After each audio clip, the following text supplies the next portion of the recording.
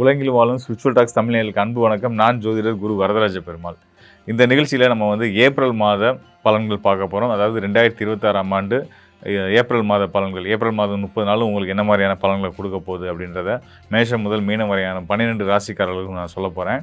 அது மட்டும் இல்லாமல் மிக துல்லியமான கணிப்போடு வந்திருக்கேன். ஒவ்வொரு கிரகங்கள் என்ன நிலையில் இருக்காங்க, என்ன சாராம்சத்தில் இருக்கிறாங்க, அவங்க ஒவ்வொரு ராசிக்கு என்ன பலன்களை கொடுப்பாங்க அப்படின்றதெல்லாம் எடுத்து வந்திருக்கோம். இது முழுமையாக நான் முதலே சொல்லிடுறேன், கோச்சார பலன்கள். உங்கள் ராசிக்கு கிரகங்கள் நிலைகள் இப்போ எப்படி இருக்குது, உங்களுக்கான யோகங்கள் என்ன, அவயோகங்கள் என்ன, இது எல்லாத்தையும் தான் நம்ம பார்க்க போகிறோம். என்னென்ன விஷயங்களை செய்யலாம், என்னென்ன விஷயங்கள் தவிர்க்கலாம் அப்படின்றத பார்க்க போகிறோம். இந்த ஏப்ரல் மாதம் எவ்வளவு சுவாரஸ்யங்களையும் எவ்வளவு அதிர்ச்சிகளையும் நமக்கு வச்சுருக்கு அப்படின்றதையும் நம்ம பார்த்துடலாம். ஸோ தொடர்ந்து நிகழ்ச்சியை பாருங்கள், உங்களுக்கு கண்டிப்பாக பயனுள்ளதாக இருக்கும்.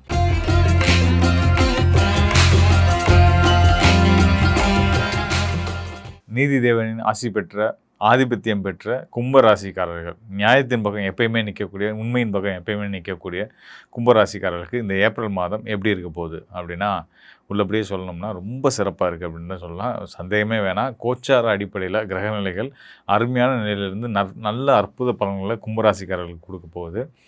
காரணங்களோட முதல் சொல்லிடுறேன். நம்ம வாய்க்கு வந்தது சொல்கிற மாதிரி இல்லாமல் என்ன காரணத்தினால இதெல்லாம் சொல்கிறேன்றதை நான் சொல்லிடுறேன். இப்போ கும்பராசி எடுத்துக்கிட்டிங்கன்னா, அவங்க ராசிலேயே ராகுவும் புதனும் இருக்கிறாங்க. ராசிக்கு 2ஆம் இடத்துல சனி, செவ்வாய், சூரியன் இருக்காங்க. சூரியன் ஏப்ரல் 15ஆம் தேதி தான் வருவார். ஏப்ரல் மாதம் துவக்கத்தில் வரமாட்டார். ஏப்ரல் மாதம் துவங்கி ஒரு 15 நாளுக்கு அப்புறம் தான் சூரியன் போய் அங்கே சேர போகிறார். எங்கே? 2ஆம் இடத்துல. அது வரைக்கும் எங்கே இருப்பார்? ராசியில் இருப்பார். உங்களுடைய கும்ப ராசியில் இருந்துகிட்டு இருப்பார். இப்போ இந்த கும்ப ராசியில் ராகு, சூரியன், புதன் இருக்காங்களே, இவங்களாம் ராகுவும் சூரியனும் காலப்பகையாச்சே, கிரகணமாச்சே, நமக்கு பிரச்சனை தானே கொடுக்கும், ஏன் இவர் எடுத்த உடனே நல்லா இருக்குன்னு சொன்னாருன்னு ஒரு கேள்வி உங்களுக்கு தோணலாம். அதுக்கான காரணத்தை நான் சொல்லிடுறேன். ராசியில் ராகுவும் சூரியனும் புதனும் சேர்ந்துருந்தால் கூட குருவுடைய பார்வை கிடச்சிக்கிட்டு இருக்கு. குரு உங்கள் ராசிக்கு தன மற்றும் லாபஸ்தானத்துக்கு அதிபதி. தனஸ்தானம், தன குடும்ப வாக்குஸ்தானம் மற்றும் லாபஸ்தானத்துக்கு அதிபதியாக அவர் உங்கள் ராசிக்கு 5ஆம் இடமான மிதுன ராசியில் இருக்கிறார். 5ஆம் இடம்ன்றது யோகஸ்தானம், பூர்வ புண்ணியஸ்தானம், குலதெய்வத்தை குறிக்கக்கூடிய ஸ்தானம். அந்த ராசிக்குரிய புதன் உங்கள் லக்னத்துக்கு உங்கள் ராசிக்கு வந்துட்டார். 5ஆம் இடத்துக்குரிய யோகாதிபதி உங்கள் ராசிக்கு வந்துட்டார். அதே ஒரு முதல் சிறப்பு தான். அங்கே அது மட்டும் இல்லாமல் அந்த ஸ்தானத்துக்கு, உங்களுடைய தனஸ்தானத்துக்கும் லாபஸ்தானத்துக்குமான குரு போய் அங்கேருந்து அவருடைய பார்வையை உங்களுக்கு கொடுத்துருக்காரு. குரு இருக்கிற ஸ்தானத்தை விட அவருடைய பார்வையை படுற ஸ்தானங்களுக்கு மிக சிறந்த யோகங்களை கொடுப்பார். குரு பார்க்க கோடி நன்மை அப்படின்னு சொல்லுவாங்களா, கோடான கோடி நன்மைன்னு கூட சொல்லலாம். அந்த அளவுக்கு குருவுடைய பார்வையோட வலிமை ரொம்ப சிறப்பானது. அந்த வகையில் அவர் உங்கள் ராசிக்கு பார்வையை கொடுத்துட்டு இருக்கக்கூடிய நிலையில் இந்த மாதம் இருக்கிறதுனால நிச்சயமான முறையில் நீங்கள் மழை போல் ஏதாவது பிரச்சனை நினச்சா கூட அதெல்லாம் விலகி நீங்கள் வெற்றியாளராக நிற்பீங்க. உங்கள் சைடு இறைவன் அருள் இருக்கிறதுனால நிச்சயமாக நீங்கள் எந்த போராட்டத்திலையும் வெற்றிகளை தான் நிச்சயமாக அடைய போகிறீங்க அப்படின்றத நான் உறுதியாக சொல்லிடுறேன். அதுக்கு இந்த ஒரு காரணமே போதும். ராசியும் 5ஆம் இடமும் இருக்கக்கூடிய தொடர்பு பார்த்திங்கன்னா மிக அற்புதமாக இருக்கிறதுனால, இந்த சூரியன் ராகு சேர்க்கை இவங்கெல்லாம் சேர்ந்து குரு அருளோட பார்வையோடு இருக்கிறதுனால பொருளாதார ஏற்றங்களும், உங்களுடைய மதிப்பும் கௌரவமும் உயரப்போகுது. சமூகத்தில் மிக செல்வாக்கு மிக்க நண்பர்கள் உங்களுக்கு உறுதுணையாக இருக்க போகிறாங்க. அப்படிப்பட்ட பெரிய நண்பர்கள் உங்கள்கிட்ட விரும்பி நட்பு பாராட்ட போகிறாங்க அப்படின்ற அளவுக்கு ஒரு சிறப்பான ஒரு காலமாக இருந்துக்கிட்டு இருக்குது. அது மட்டும் இல்லாமல் இப்போ 2ஆம் இடத்துல பார்த்திங்கன்னா சனி, உங்களுடைய ராசிநாதன் சனி சனினோடனே பயந்துடாதீங்க, 7 சனிக்காலம் போயிட்டுருக்கு அப்படின்னு கும்பராசிக்காரர்கள் துளி கூட பயப்படக்கூடாது. காரணம் என்னென்னா, உங்களுடைய ராசிநாதனை பார்த்து நீங்கள் எதுக்கு பயப்படணுன்றது என்னோடய கேள்வி. 2ஆம் இடத்துல பாதச்சனியாக இருந்துட்டு இருக்கக்கூடிய உங்களுடைய ராசிநாதன் மீன ராசியில் இருக்கார். மீன ராசி குருவுடைய வீடு. குரு யோகஸ்தானத்துக்கு போயிட்டார். ஸோ அப்படின்னும்போது அவருக்கு சனிக்கு வீடு கொடுத்த குரு நல்ல நிலையில் இருக்கிறனால சனியும் நல்ல பலனை மட்டும்தான் செய்வார். கண்டிப்பாக உங்கள் ராசிக்கு சனி எந்த தொந்தரவையும் செய்ய மாட்டார்ன்றதை உறுதியாக சொல்லலாம். மேலும் பார்த்திங்கன்னா சனி அங்கே தனியாக இல்லை, அவரோட செவ்வாய் சேர்ந்துருக்காரு. செவ்வாய் யாருன்னு கேட்டிங்கன்னா, சனிக்கு இயற்கை பகையாக இருந்தால் கூட கும்ப ராசிக்கு தொழில் ஸ்தானத்துக்கு அதிபதி அவர் தான். 3ஆம் இடம் மற்றும் தொழில் ஸ்தானத்துக்கு அதிபதியாக வரக்கூடிய செவ்வாய் உங்கள் ராசிநாதனோடு சேரும்போது நீங்கள் சொந்த தொழில் செய்கிறதுக்கான வாய்ப்புகள் உண்டு. இல்லை உங்கள் சொந்த தொழிலில் கடுமையாக உங்கள் மனைவியோ உங்களுடைய குடும்ப உறுப்பினர்களையோ முதலில் ஆக்கிட்டு நீங்கள் அங்கே ஒரு முதலிலேயே சம்பளத்துக்கு வேலை பார்க்கலாம். அந்த அளவுக்கு உங்களுக்கு நல்ல யோக பலன்களை தொழில் சார்ந்த நல்ல ஏற்றங்களையும் மாற்றங்களையும் முன்னேற்றங்களையும் செவ்வாயும் சனியும் சேர்ந்து கொடுக்க போகிறாங்க. சிலருக்கு தொழில் ஸ்தானம் இடம் மாறுதல் இந்த மாதிரியான விஷயங்கள் வரும். பங்குனி மாதம் கடந்து அதுக்கப்புறமா நீங்கள் நல்ல அதுக்கான கட்டாயம் இப்போ ஏற்பட்டுரும். பங்குனி மாதம் இடமாற்றங்கள் செய்ய வேண்டாம். அதுக்கு அடுத்து தான் நீங்கள் அதை செய்யுங்க. சித்திரை மாதத்துலேருந்து செய்யுங்க. கண்டிப்பாக நல்ல பலன்கள் கண்டிப்பான முறையில் கிடைக்கும். முக்கியமாக வந்து பார்த்திங்கன்னா கும்பராசிக்காரர்களுக்கு 3ஆம் இடத்துல பாக்கியஸ்தானம்னு சொல்லக்கூடிய 9ஆம் இடத்துக்கு அதிபதியான சுபிட்சக்காரன் சுக்கிரன் இருக்கார். மேச ராசியில் இருக்கார். ஸோ உங்கள் ஆசை விருப்பங்கள் எதுவாயினும் அது நிச்சயமாக நீங்களே ஆச்சரியப்படுற அளவில், நீங்களே கிள்ளி பார்த்துக்கிற அளவில் உங்கள் வாழ்க்கையில் நல்ல மாற்றங்கள் ஏற்பட போகுது அப்படின்றத நான் சொல்லிக்கிறேன். அதுக்கடுத்து முன்னாடி சொன்ன மாதிரி குரு வந்து 5ஆம் இடத்துலேருந்து அவருடைய பார்வை உங்களுக்கு கிடச்சிட்ருக்கு. அது மட்டும் இல்லாமல் உங்களுடைய பாக்கியஸ்தானத்துக்கு அவருடைய பார்வை கிடைக்குது. உங்களுடைய லாபஸ்தானத்துக்கும் குருவுடைய பார்வை இருக்குது. உங்கள் ராசிக்கும் கிடைக்குது. ஸோ இதோட சிறப்பு வந்து சொல்கிறதுக்கு ஒன்றும் இல்லை. அந்தளவுக்கு வந்து இந்த மாதம் ரொம்ப சிறந்த கோச்சார நிலையில் இருக்கிறனால உங்களுடைய ராசிக்கு, கும்ப ராசிக்கு மிக சிறந்த ராஜயோகங்களை அள்ளி வழங்கக்கூடிய நல்ல நல்ல மாற்றங்களை ஏற்படுத்தக்கூடிய ஒரு சிறந்த ஒரு கோச்சார கிரக அமைப்புகள் இருந்துகிட்டு இருக்குது. மேலும் வந்து சூரியன் வந்து பார்த்திங்கன்னா ஏப்ரல் 15ஆம் தேதிக்கு மேலே சேருதுன்னு சொன்னேன் இல்லையா? அந்த சூரியன் வந்து உங்கள் ராசிக்கு 7ஆம் இடத்து அதிபதி.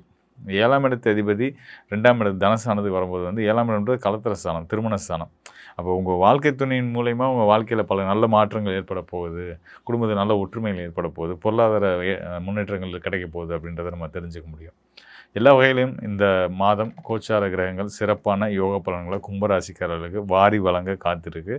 இறை வழிபாடு ரொம்ப முக்கியம். அதனோடு சேர்த்து தான தர்மங்களும் உங்களால் முடிஞ்ச இயன்ற உதவிகளை மக்களுக்கு செய்யுங்க. பசியில் இருக்க வயிறுக்கு பசி ஆற்றுங்க. அதுதான் ஒரு சிறந்த தர்மம்.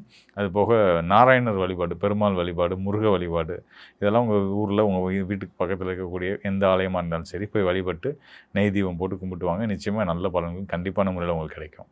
மேலும் வந்து பார்த்திங்கன்னா இந்த ஏப்ரல் மாதம் அப்படின்னா நம்ம ஏற்கனவே பல கடந்த மாத பலன்கள் நான் சொல்லும்போது கூட இந்த கிரக யுத்தம் இதெல்லாம் இருந்துச்சு. ஸோ அதெல்லாம் இருந்தாலும் குருவுடைய பார்வை இருக்கிறதுனால பெரிய அளவில் நம்ம பயப்பட வேண்டாம் அப்படின்றத சொல்லியிருந்தோம். அது போக வந்து இந்த கிரக யுத்தம் இருக்கிறதுனால வந்து பார்த்திங்கன்னா நாடுகளிலே போர், பஞ்சம், வறட்சி இதெல்லாம் ஏற்படும் அப்படின்னு சொல்லியிருந்தோம். இப்போ வந்து பார்த்திங்கன்னா அந்த ஈரான், அமெரிக்கா, இஸ்ரேல் போர் நடந்துகிட்டு தான் இருக்கு இல்லையா? ஸோ இது வந்து இந்த போர் வராதுன்னு சொன்னேன்னா வந்துருச்சு அப்படின்றத நிறைய பேர் என்கிட்ட கேட்டாங்க. ஸோ அந்த வகையில் வந்து பார்த்திங்கன்னா இது வந்து ஒரு உலகளாவிய இப்போ நம்ம நான் சொன்னது வந்து போன மாதம் வந்து பலன் நான் பேசும்போது நான் சொன்ன விஷயம் வந்து என்னென்னா காணொலியில் நான் சொன்னது ஒரு மிக கடுமையான கொரோனா காலத்தில் இருந்த கிரக சேர்க்கையை விட இது இப்போ இருக்கக்கூடிய கிரக சேர்க்கை வந்து 6 கிரக சேர்க்கை வந்து ரொம்ப கடுமையானது. இது வந்து பார்த்திங்கன்னா இது இருந்தால் கூட குருவுடைய பார்வை இருக்கிறதுனால நம்ம கொஞ்சம் சேஃபாக ட்ராவல் ஆகிட்டு இருக்கோம் அப்படின்றத நான் சொல்லியிருந்தேன். ஸோ இதை தான் இப்போயுமே நான் சொல்கிறேன் உங்களுக்கு.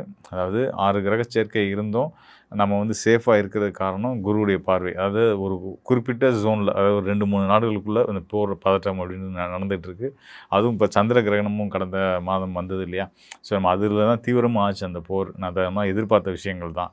ஸோ அதை தாண்டி அதுக்கப்புறமா வந்து பல நெருக்கடிகள் இருந்துச்சு.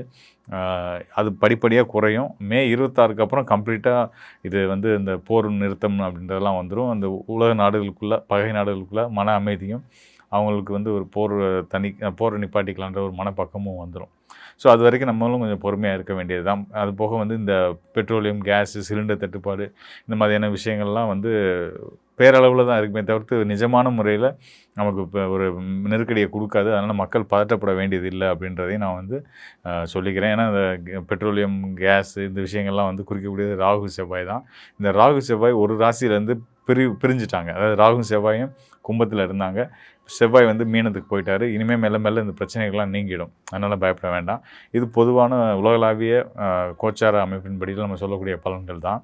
இது போக தனிப்பட்ட ராசி அடிப்படையிலுமே வந்து எந்தவித சிக்கலும் போராட்டங்களும் இருந்தாலும் அதெல்லாம் கண்டிப்பான முறையில் நிவர்த்தியாகும். அதுக்கு இந்த ஏப்ரல் மாதம் ஒரு சிறந்த ஒரு கோச்சார நிலைகளை கொண்டு இருக்குது அப்படின்றத சொல்லிக்கிறேன்.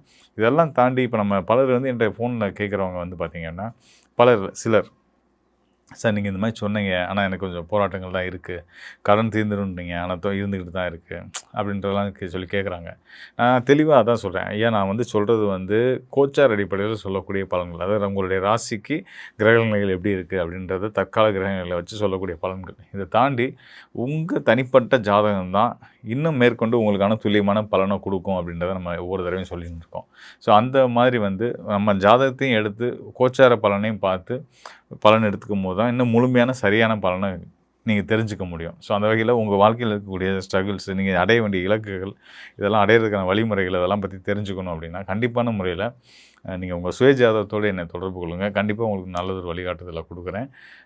மேலும் வந்து பார்த்திங்கன்னா, எல்லா வகையிலையும் இந்த ஏப்ரல் மாதம், அதுக்கு அடுத்து வரக்கூடிய மே மாதத்துக்கு அப்புறம் வந்து உலகளாவிய அளவிலேயே சரி, தனிப்பட்ட வாழ்க்கையிலையும் சரி, ஒவ்வொருத்தவங்களுக்கும் நல்ல முன்னேற்றங்களும், ஏற்றங்களும் ஏற்பட போகுது. அதில் எந்த சந்தேகமும் இல்லை அப்படின்றத சொல்லிக்கிறேன். மீண்டும் ஒரு நல்ல நிகழ்ச்சியில் சந்திப்போம் நண்பர்களே. நன்றி, வணக்கம்.